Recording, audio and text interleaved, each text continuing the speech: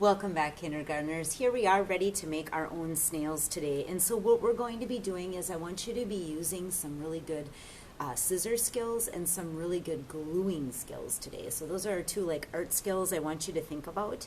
And we're going to explore that by making our own snail. Now, Matisse's snail was very difficult. Both of them actually were very difficult to find, and I want mine to feel more obvious.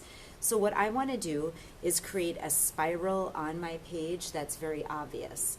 Before I start doing that, I need some shapes in order to make my spiral. So what I've done is I found my colored paper, and you might not have colored paper at home, so there's a couple of options. You can just use one color, and you'd have a one-color snail, that's fine, on white paper.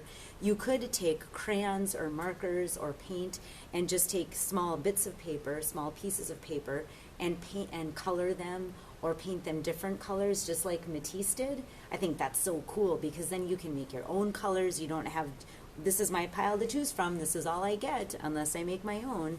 So you have all sorts of different opportunities that you can use for coloring your paper. So first of all, colored paper is what we want to get started with. Before we get moving, there's two kinds of shapes I want you to be thinking about, and one of them is the geometric shapes that look like this. They're shapes that have names like ovals or diamonds or rhombuses, circles, triangles, and you can think about these names when I point to them: squares, rectangles, triangles, and crescents. These shapes all have rules, they all have names. These organic shapes actually don't have very many rules, and they really don't have names. I do know that this feels like a butterfly and this feels like a fish, but there's no exact name for it. So with our organic shapes, they can look like objects from nature. They're often very curvy. They can look kind of just blobby, and it's almost like looking at a cloud. Like sometimes when I look at clouds, I see dragons, or I see dinosaurs, or I see fish or butterflies when I look in a cloud, and there's no wrong or right answer for that. It's just what I see at the moment. So organic shapes definitely have a lot less rules than geometric shapes. Geometric shapes can be a lot easier to cut out when they're straight edge shapes. So I'd actually like you to start with that. So when I go grab a piece of colored paper and I think about my geometric shapes, I'm thinking I would like to cut out maybe, let's get some good practice. Let's say 10 geometric shapes. That's a lot of good practice. And then if you find that you need more practice, which we all do, practice more. Mrs. Samala still practices with her scissors. So scissor skills are tricky. So keep on practicing. I think about when I cut, I have a driving hand and I have a chomping hand. My driving hand is the hand that holds the paper, whether you're right or left-handed, it's the hand that holds the paper. And my driving hand drives the paper into my scissors. My chomping hand is the hand that opens and closes and just does the chomping. And when I cut, I don't think about cutting fast like this. This stresses me out. I think about just slow cuts that are relaxed.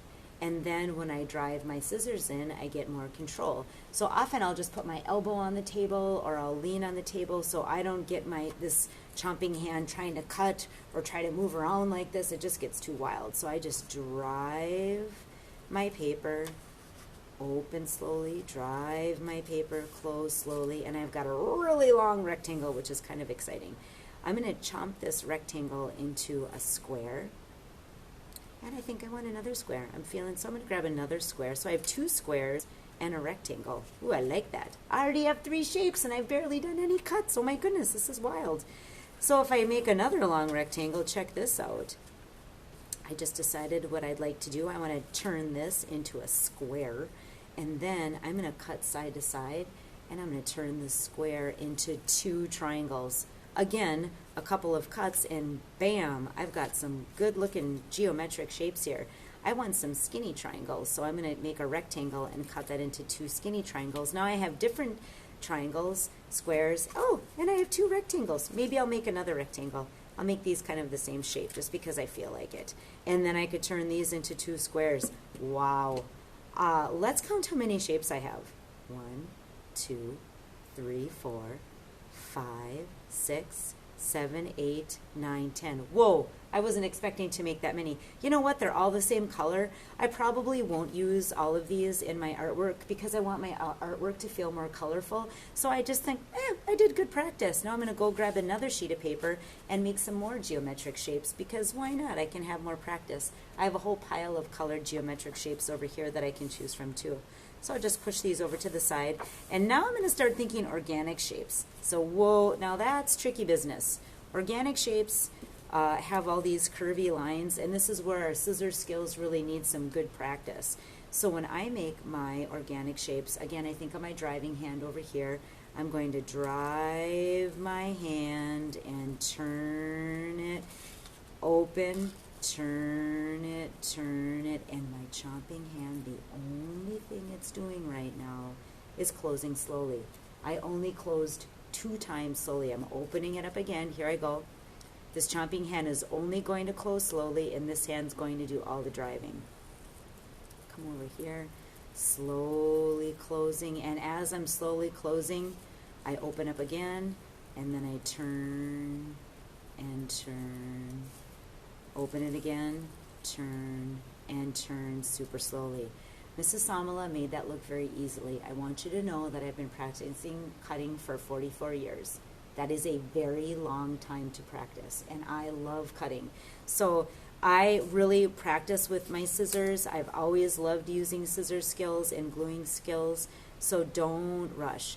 The one thing I will say is this. When you're cutting, I don't want you to take your scissors and go, do a nice curve and then all of a sudden start doing this bad habit where your chomping hand starts to turn and then you're trying to chomp backwards, because all you're going to get is cuts that are out of control and that look like that.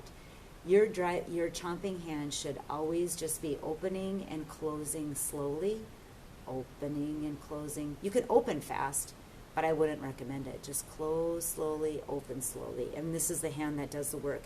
Just practice that idea. I can't stress that enough. And then whatever you get, you get. As a kindergartner, I would not expect these kinds of curves. I think that's really, really, really hard to do. Starting as a second grader, I'm going to expect those kind of curves. For today, I want you to practice. So if your organic shapes end up looking more like chompy, square, or pointy shapes like this, guess what? You are at the beginning of doing organic shapes, and I am fine with that. So we're aiming for this with tons and tons of practice, but let's get here today is what I'm looking for, okay? Once you get done doing your organic and geometric shapes, all I want you to do is make an organic and geometric pattern. Not a color pattern. You don't have to be that complicated. Just an organic and geometric. So I'm going to say this over and over again. Geometric, organic, geometric, organic, geometric, organic. I'm grabbing from my piles. Geometric. Oh, I like this big black triangle. I'm into triangles lately. Organic. Oh, I want this color instead. It's not a pattern, I just want that color. Geometric, organic, until you go all the way around and continue to create a spiral of geometric and organic pattern. That is hard. We're not thinking color. If you want to do color, that's fine, but that's not what I'm asking for. Let me show you a couple of examples that I did. This one I did, and when I made it, I did my geometric and my organic pattern going around in this spiral, and I left it like this. I liked the bright colors I chose. The spiral is obvious. It's a keeper. Then on another one of my students asked me, this was so smart. These kindergartners are so smart. I love that. They said, Mrs. Samala, can we add a snail body? So this is my big snail shell. And I said, yes, that's a great idea. Let's add that snail body. So they took a black marker and we made a circle head and colored it in. We made a shape that kind of felt like a snail. A snail shape is kind of like, it's like an oval with a point on the end. They did their snail eyes, and then some people even made a snail trail coming away. It's like a snail footprint. And I thought, oh, that's so cute. He's not moving fast, but he's getting where he's going. And oh my goodness, please don't forget, make sure that before you start to take your photo and send it in to me, or before you start to do your snail, glue down your shapes. So what I did on my piece of paper over here, the first one, now this is all loose. We're not done here. I'd like you to use your glue skills, and what I did is I would just pick up, starting at the end, I'd pick up one, I'd put dot, dot, not a lot. Actually, on these, all you need is one drop of glue. This is a super light piece of paper. I have very strong glue. I don't need to worry about putting on big globs and have them squishing everywhere. I just grab it, one dot of glue, and go, and I'm done. So, scissor skills, gluing skills, organic and geometric shapes, and hopefully we can make some cute little snails that are colorful and abstract running across our papers. Awesome. Thank you for watching, kindergarten friends, and we'll see you next time. Bye.